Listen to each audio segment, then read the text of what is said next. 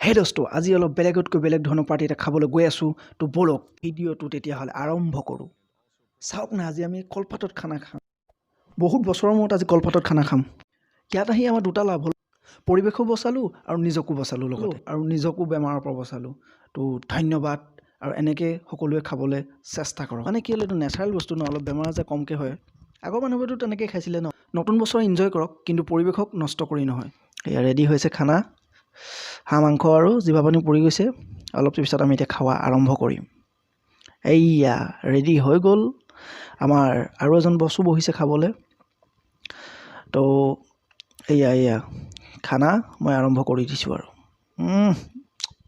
মাকা finally party চাৰ্টি খোৱা হৈ গ'ল আৰু ঘৰাঘৰি হৈ গ'ল সকলো। কিন্তু এটা কাম মন কৰিবলগীয়া, তাত কিন্তু যোনটো কলপাতত খাইছিলোঁ ন, বহুতে ভাল লাগিলে। আৰু কোনে কোনে কলপাতত খাই ভাল পায় ন, তো প্লিজ কমেণ্ট কৰিবলৈ নাপাহৰিব। কাৰণ এইটো ভ্লগৰ নিচিনা নহয়, মানে পটককৈ ভাবিলোঁ যে নাই বনাই দিওঁ বুলি। ইয়াৰ ওপৰতে এটা সৰুকৈ পাৰ্টি আছিলে। এটা মেছেজ দিব বিচাৰোঁ সকলোকে যে নিজকে ফাৰ্ষ্ট টাইম নিজকে ব্ৰেণ্ড বনোৱা। ব্ৰেণ্ডৰ পিছত দৌৰি লাভ নাই। ব্ৰেণ্ড পিন্ধিলে তুমি ব্ৰেণ্ড হৈ নোযোৱা। সেইকাৰণে ফাৰ্ষ্ট টাইম নিজক ব্ৰেণ্ড বনোৱা, তাৰপিছত ব্ৰেণ্ড তোমাৰ ওচৰত নিজে আহি যাব। তো থেংকছ টু ৱাটছিং মাই ভিডিঅ'। Love U.